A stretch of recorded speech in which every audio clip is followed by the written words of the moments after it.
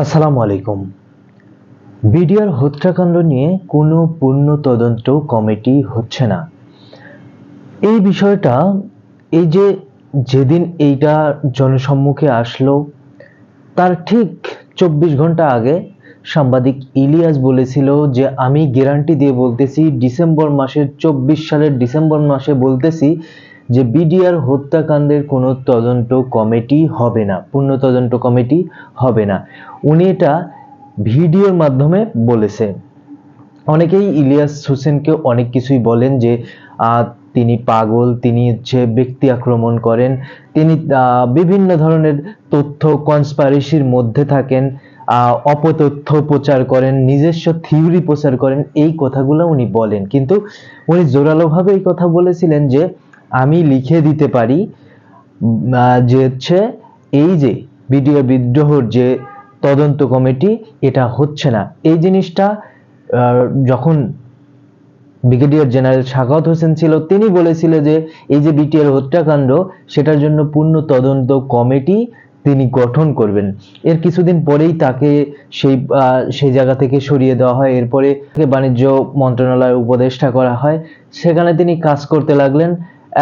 এখন তাকে সেখান থেকে সরিয়ে আরেক জায়গায় দেওয়া হয়েছে, এভাবে তাকে ঘুরানো হচ্ছে। তো ইলিয়াস যে কথা বলেছিল সেই কথা কিন্তু এখন মিলে গেল।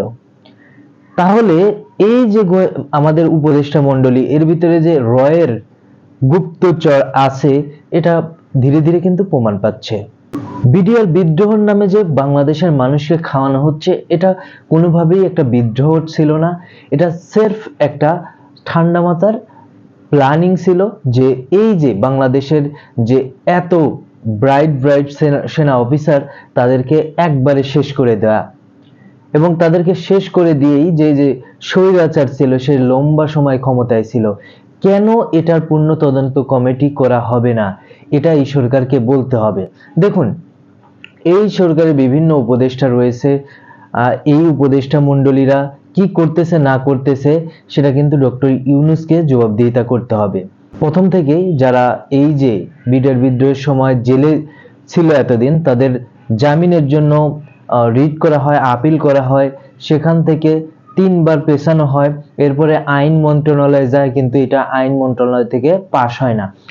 অনেকেই হয়তো বলতে পারেন এটা স্বরাষ্ট্র মন্ত্রণালয় থেকে বলা হয়েছে যে কোনো পূর্ণ তদন্ত কমিটি হবে না, কিন্তু এটার পাশ কিন্তু দিয়েছে আইন মন্ত্রণালয় থেকে। এই দুই বিভাগ কিন্তু একসাথে হয়ে এই জায়গাতে কাজ করতেছে।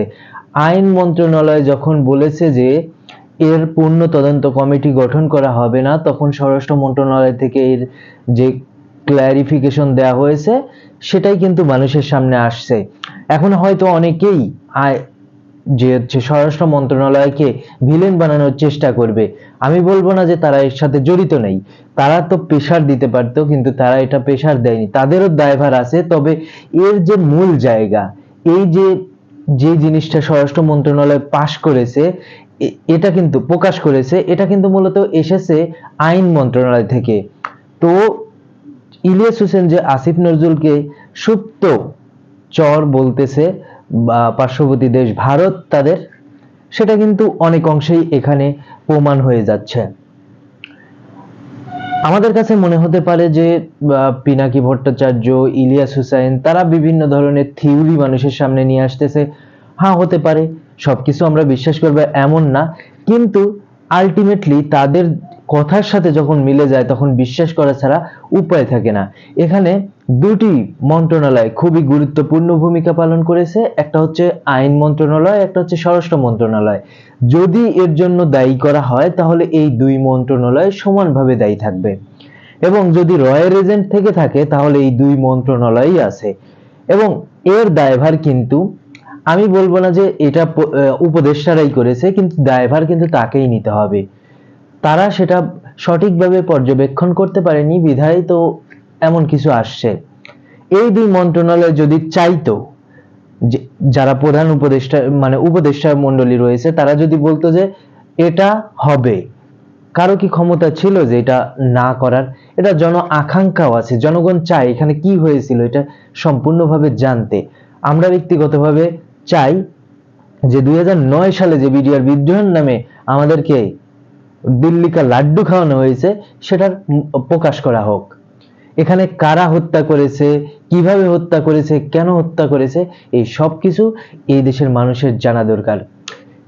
এই যে উপদেষ্টা মণ্ডলী, শুধু এইখানে না, এই বর্তমান উপদেষ্টা মণ্ডলীতে যে 24 জন রয়েছে, তারা কোনোভাবেই একজনের সাথে আরেকজন সমন্বয় করে কাজ করতেছে না। অর্থ মন্ত্রণালয়ে যে উপদেষ্টা রয়েছে তিনি যে কথা বললেন যে বাজার সিন্ডিকেট, মানে এই রাজনীতি সমঝোতা করা যত সহজ, তার চেয়ে বাজার সিন্ডিকেট করা তার থেকে বেশি সহজ। মানে রাজনীতি সমঝোতা করা যত কঠিন, বাজার সিন্ডিকেট করা তার থেকে সহজ। সরকারের পজিশনে বসে থেকে কিভাবে এই কথা বলে আমি বুঝি না। তার হাতে শক্তি রয়েছে, স্বরাষ্ট্র মন্ত্রণালয়ের সাথে সে যদি কথা বলতো তাহলে এটা সমস্যা সমাধান করা খুব ইজি হতো। তারা বাজারে অভিযান চালাতেও স্বরাষ্ট্র মন্ত্রণালয় হয় সাহায্য করতেছে না, না হয় যে বাণিজ্য মন্ত্রণালয় এবং অর্থ মন্ত্রণালয়, তারা কিন্তু এই জায়গাতে একসাথে কাজ করতেছে না। এই 3 মন্ত্রণালয় একসাথে যদি কাজ করতো এই কাজগুলো আরো সহজ হতো। ব্যক্তিগতভাবে আমি মনে করি যে এই সরকারের খুব তাড়াতাড়ি একটি নির্বাচন দিয়ে চলে যাওয়া উচিত, যেহেতু তারা কাজ করতে পারতেছে না। আর যারা বলবেন যে সংস্কার, দেখেন ভাই, আমি আপনাকে বলে দিই, যত ধরনের সংস্কার করেন না কেন এই সংস্কার কোনো কাজে আসবে না। কারণ যে পরবর্তী নির্বাচিত সরকার আসবে তাদের ভিতর যদি সংস্কার না হয়, আপনি কাউকে না কাউকে তো ভোট দিবেন, তারাই তো সরকার গঠন করবে। তারা সরকার গঠন করার পর এদের যে প্রস্তাব, এটা তারা মানতেও পারে, নাও মানতে পারে। তো তখন আপনার লাভটা হবে কি? শেখ হাসিনা অনেক সংস্কার করছে না তার ক্ষমতায় থাকার জন্য, সেগুলো কি টিকতেছে? সেগুলো টিকবে না। তো আপনি যতই সংস্কার করেন না কেন, এগুলো সংস্কার কোনো কাজ হবে না। আপনার নিজের মধ্যে, আমার নিজের মধ্যে সংস্কার নিয়ে আসতে হবে। সুযোগ পেলে আমি কতটা সৎ থাকতে পারি সেটা দেখতে হবে, আপনি কতটা সৎ থাকতে পারেন এটা দেখতে হবে। এই সংস্কারটা দরকার। এই সংস্কার সরকার করতে পারবে না, নিজ নিজ ভাবে হতে হবে।